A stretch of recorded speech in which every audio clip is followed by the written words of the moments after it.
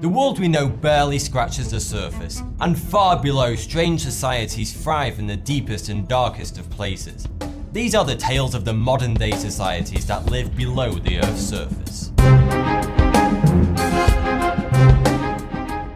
Buried under the streets of regal Paris lies a most macabre underworld known as the Catacombs. This dusty ossuary holds the bones of over 6 million people, secure within the twisting array of tunnels and caves.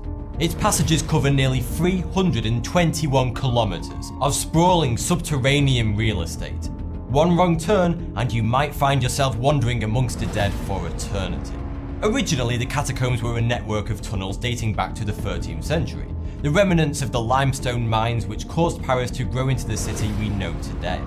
By the 17th century, the burgeoning city had filled all of its cemeteries to capacity, flooding the streets with the delightful aroma of decaying flesh.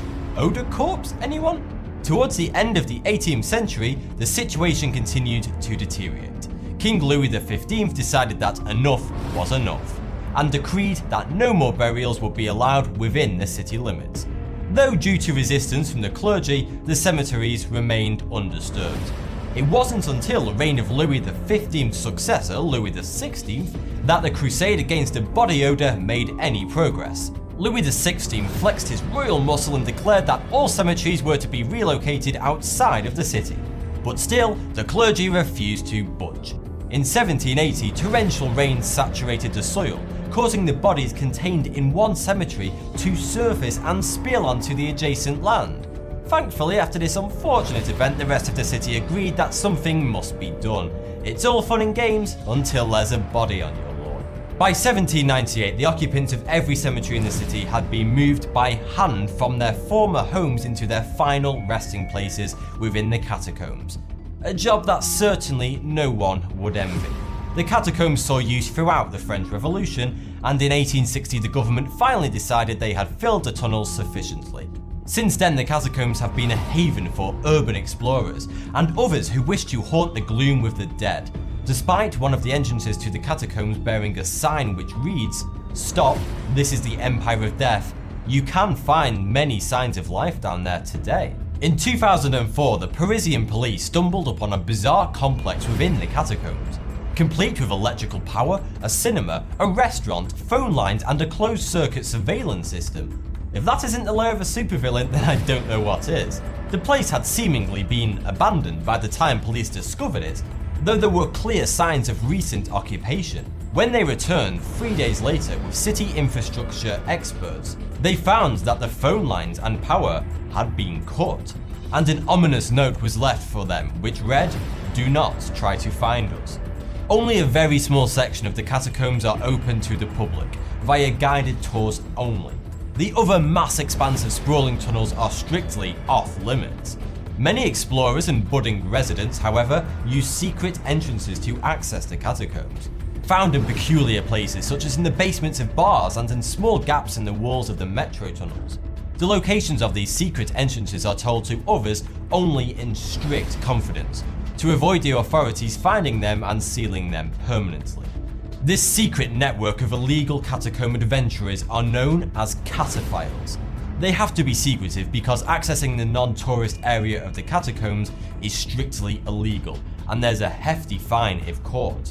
If you do plan on plunging into the catacombs on an exploration of your own, be sure to use the buddy system. This is one place you do not want to get lost, because if you do, your chances of ever finding your way out are virtually non-existent. Sequestered from the heat and the sand of the Mojave Desert, the tunnel people of Las Vegas carve out a living in the miles of flood tunnels beneath the city. They live in a world of perpetual twilight, eternally wary of the dangerous creatures indigenous to the region and the looming threat of rain rushing in to wash away their few possessions. The tunnels flood often, and the tunnel people call the flood after a powerful rainstorm flushing the toilet. They have to be ever vigilant, ready to relocate at a moment's notice, and not exactly a sedentary lifestyle. Las Vegas has a reputation as the gleaming gem of the desert, a beacon of civilization and extravagance, where what happens in Vegas stays in Vegas. This also includes the people who pulled up stakes and migrated their entire lives in a moment to the asphalt oasis, only to discover that making a living amongst the glittering casinos and luxurious hotels wasn't as easy as they thought. Or perhaps a tragedy forced them out of a secure lifestyle and onto the streets. Either way, these nomads usually find their way to the flood tunnels to join the tunnel people, making a living doing whatever odds and ends they can in the bustling city above. Usually referred to as normal people of all ages who've lost their way, their numbers include children, men and women struggling with addiction and even war veterans coping with post-traumatic stress disorder. Despite their dire circumstances, the resilience of the human spirit is evident in the culture they built for themselves. The tunnel walls are painted with elaborate graffiti art and pieces of furniture designating rudimentary rooms in the gloom. Though the tunnel people live far beneath the public eye and the glamour of the Vegas Strip, they are not forgotten. The Shine a Light Foundation, formed by a journalist in partnership with the charity Help of Southern Nevada, brings necessities such as food and water to the tunnels, along with blankets and other assistance. Bit by bit, the partnership works to improve the lives of the impoverished tunnel people, forming a flickering light of hope in a very dark place. Like the tunnel people of Las Vegas, the inhabitants of the Bucharest sewers in Romania live in a dimly lit underworld beneath the capital city. They have access to a few more amenities than their American counterparts, with electricity powering light bulbs which dangle from the ceilings in certain areas, as well as other electronic luxuries. However, it's not quite as cheery as it might seem. Hidden away from the denizens of the capital above ground, the people of the Bucharest sewers are true societal castaways. Though the citizens of Bucharest are aware of the growing community beneath their feet, few offer any kind of assistance. Nearly all of the members of the underworld test HIV positive, with a large portion also suffering from tuberculosis. Despite the meagre amount of light flooding the hollows they call home, darkness lurks in every nook and cranny. The streets overhead can be a harsh place to make a living, the sewers becoming somewhat of a refuge, as they offer a modicum of safety and warmth. And yet, the brutal reality of their life continues to haunt the refugees within the sheer concrete walls, many of them turning to drugs as a means of escape.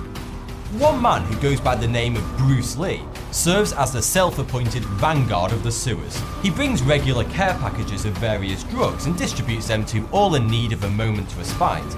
Though it would be easy to consider him the villain of this particular story, he has also taken it upon himself to protect the children down there from others who would bring them harm, as well as paying local city gangs to stand sentry over the sewers and protect them from antagonists. Sadly, life has become a game of maintain the status quo.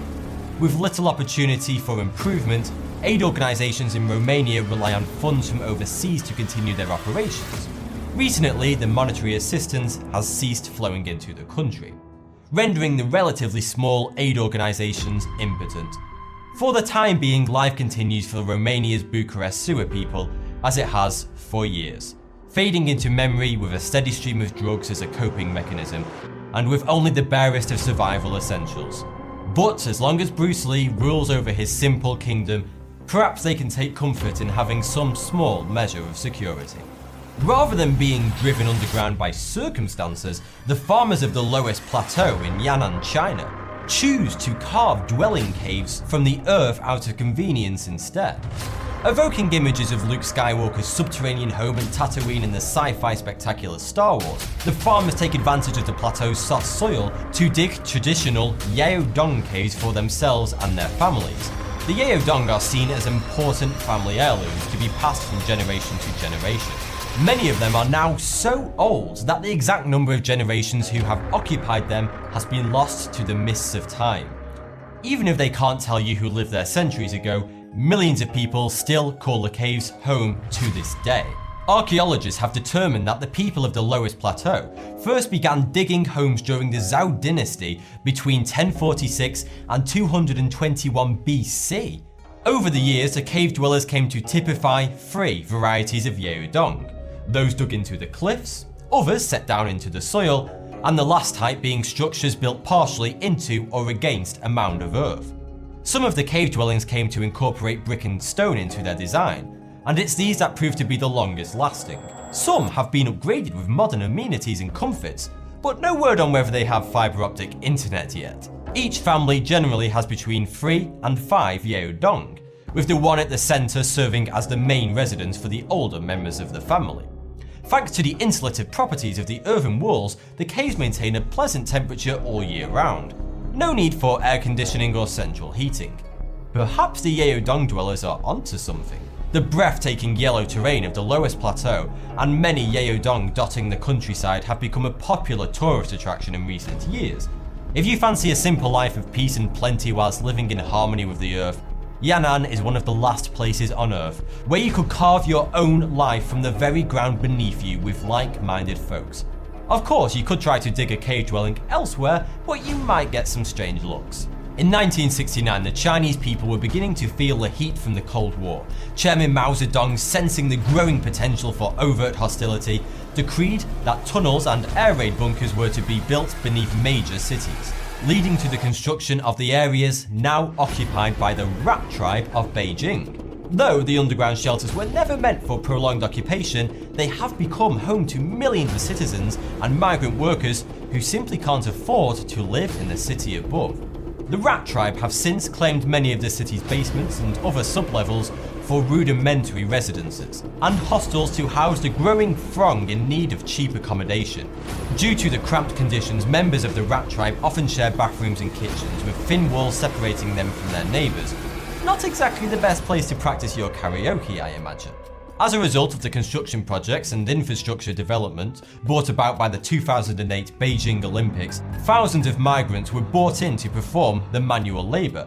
Left with no other options, many of them flocked to the underground, where they were distinguished from the other inhabitants by the honourable title of the Ant Tribe, due to their industrious nature and the tiny spaces that they came to call home. In 2010, the government actually passed a measure which declared the underground community illegal, which is just lovely considering that government work is why many of the migrants are there in the first place. The government cited a desire to reclaim the old air raid shelters and refurbish them for public use.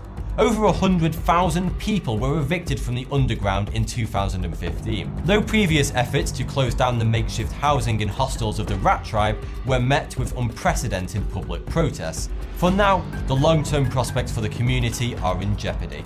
But as long as they aren't forcibly removed from the premises, the Rat Tribe will continue to make the most of their simple yet cosy accommodations.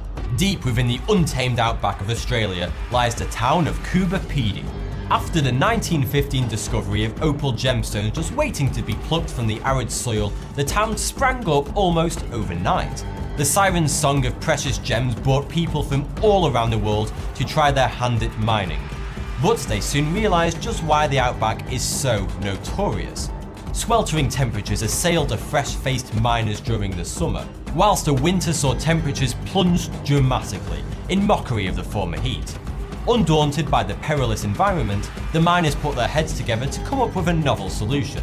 That solution, of course, was to move the mining town underground. Though nobody cares to admit it, I do suspect some manner of venomous creatures also had a hand in prompting relocation efforts. It is Australia after all.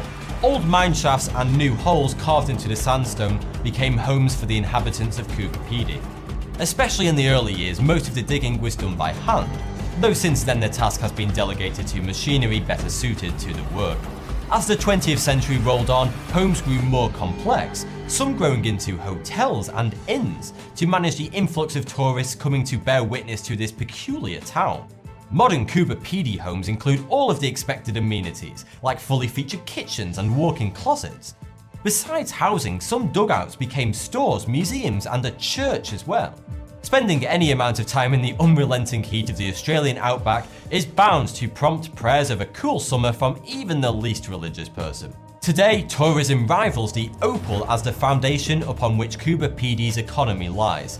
If you happen to find yourself in the area, be sure to stop by the Underground Motel, a rare opportunity to experience the wonders of living beneath the earth, without committing wholeheartedly to the lifestyle. If you like it, who knows, maybe there's a dugout with your name on it. Thanks for the view, subscribe for more. 42.